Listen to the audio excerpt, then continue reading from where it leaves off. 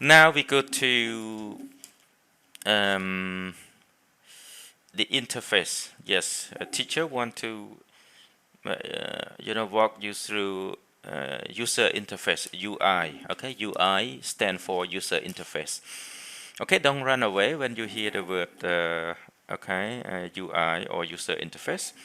So every software, every application uh, installed on your machine, on your system, once you open that application, you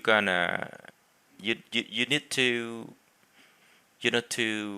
understand its UI, user interface.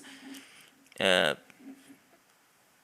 by the same token, it also applies to IBM SPSS. Okay, so let's try to uh, get to know the user interface for SPSS a little bit. You can see the top commands. Okay, the top commands here. The top command here are familiar, right? They are familiar to all of us. They look like Excel, Words, and PowerPoint, and other software application. So if you click on File, you're gonna see sub commands, right?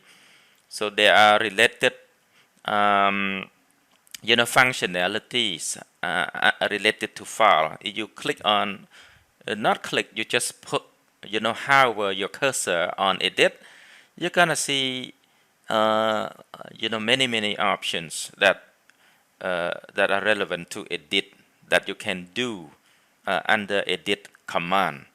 If you put the cursor on view, the sub menu gonna pop up, something like that. Okay, analyze is a command which you will spend a lot of your time on, right? Because analyze is a command that allow the researcher to perform relevant data analysis.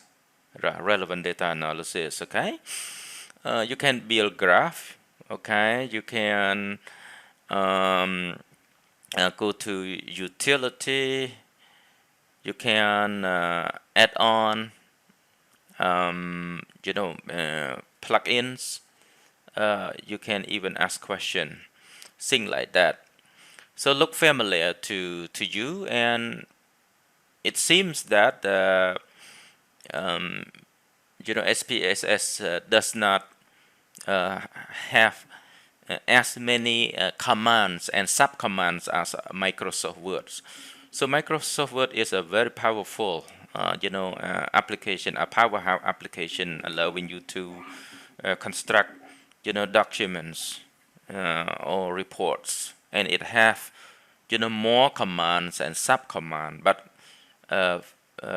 encouragingly, okay, SPSS designed specifically for quantitative data analysis, does not have too complicated, commands and subcommands, menus and submenus. Okay, so that number one. Number two. Number two, you can see here data view. So now we are in data view mode. Okay, we are in data view mode here, and we see the data that we have collected from our research participant.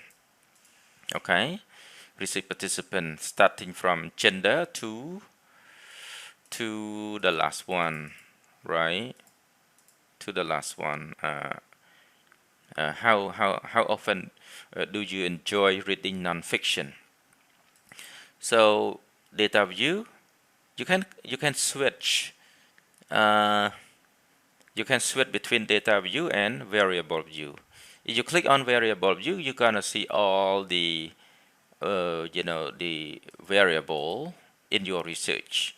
starting from gender to non-fiction. Okay, so that is another important interface of SPSS. Yes, data view, variable view. Okay, now we're gonna go to yeah, you can see each row here. each row each row contains, data for each of the participant, each of the respondents. For example, this row contain the data for ID 1, participant 1, respondent number 1. So she is I'm sorry, he is a male. Okay, yeah, he is a male because we coded male as 0. Senior, okay, year 3 student. Age, the youngest, I think, right? Yes, we have we code 1 for the youngest, and we code 3 or 4, I think, okay, for older age. GPA is quite high because the higher code reflect higher GPA, something like that. So so basically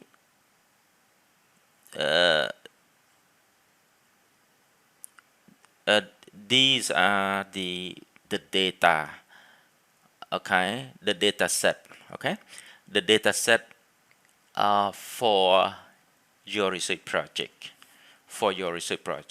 and these data you know were informed by your research instrument, in this situation by the questionnaire you implemented, you distributed, whether online, okay, whether in hard copy to your participant. At the end of the day, you have a data set, okay, a complete set of data collected from the respondents whom you have contacted, okay, for your research. So that is the additional interface of SPSS. So that's that is the point.